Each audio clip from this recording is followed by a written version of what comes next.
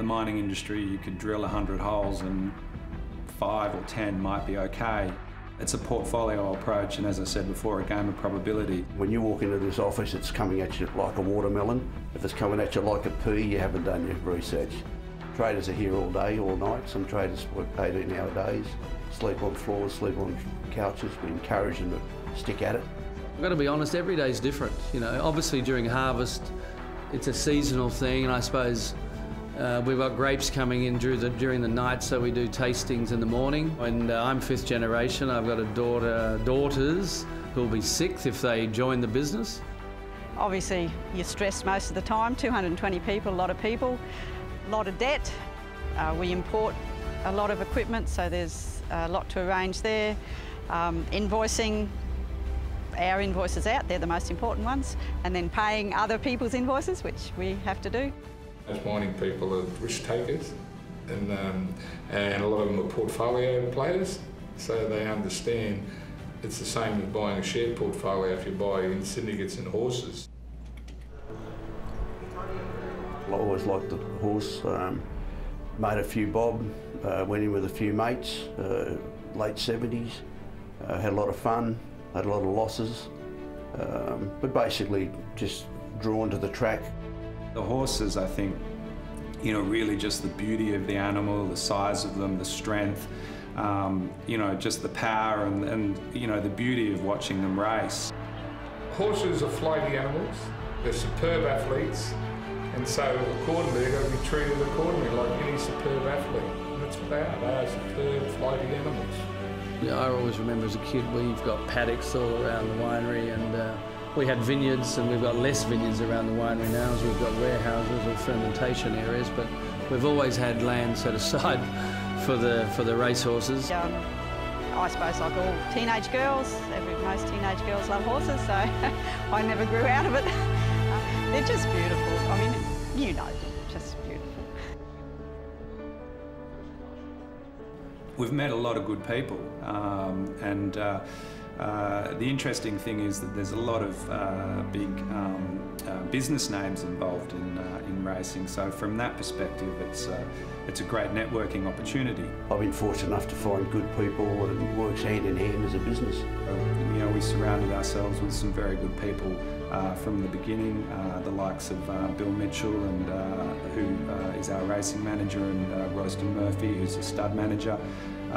Two very experienced and well-respected guys who've added a lot of value to the operation. For young players, or naive players, it pays to surround yourself with people who know the game and you trust, you know, in a fully transparent scenario. You know, you go to a Lara Hotel or anywhere like that, and people there from the States and all that, but they're in Sydney and they're running to them, because they've got products, they're branding, they've got good branding, and they're trying to get their message out there, and so it's extremely helpful. I've got young daughters, and you know, for them to see a foal being born, or for them to be involved with a horse at an early age, you know, it's an amazing experience. The ultimate with the Cox Plate was outstanding, and what a thrill, what a buzz. I hope every owner has the opportunity to have the excitement and experience associated with a major race as I had. Oh, it's very emotional for me. Oh, it's just the best feeling in the world. I don't know how other people get their highs, but seeing a horse like him, and it's exciting. You meet lots of great people. You go to the races and it's a fantastic day out. Even if he doesn't win, he always tries so hard. We've got a good mare there called Sister Madley, and everyone says she's a cranky thing. And the other day I went up there and she's in the paddock and she just walks up and wants a cuddle. Can't get him, and 5.5 star won the Derby. You know, when you hear people say, "Oh, owning a racehorse," and etc., you know, you lose your money and things like that. The only thing I can ever respond to that is, as I mentioned before, you've got to have a plan. That business doesn't interfere with my other businesses, you know, and it gives me great pleasure. I mean, for me, it's a hobby. It's a business and a hobby, but you know, wine is my business. If a wine business goes bad, then my participation in the racing game is going to be slightly modified. I consider it just to be another business venture. We're in the mining industry, blue sky mining, it's blue sky racing, it's a portfolio approach. And with racing, there's still a lot of decisions to make, but there's a lot more fun in it, and it's more for yourself. It's not life or death. You know, there's a lot of people who don't make money, and that's fine. They're just doing it for fun, which there's nothing wrong with. But there's also a lot of people who've been enormously commercially successful as well. He goes, done. The sales are just a wonderful event, and you know, there's many sales through auctions which have proven, you know, horses for $2,000 or $4,000 like take over Target. The excitement of bidding on a horse is nearly as big as racing, and then disappointment when someone's got more money than you for it. Yeah, I love it. Good.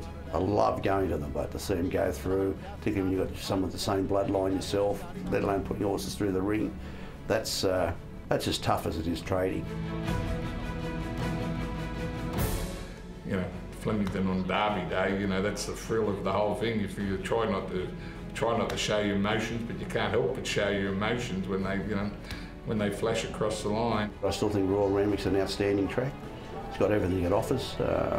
I think the prospects of where it'll be after construction's completed will be outstanding. I say Flemington. I love Flemington in spring. You know, that's the best of the best, Derby Day. And sometimes we're at Burrsville one week and the Horse of the Year dinner the next week. You cannot be in this game being negative, being a pessimist. I think you can be a realist, but don't go into the game being a pessimist. The pleasure out of seeing your young family and your family get involved with it is worthwhile the exercise to be in it.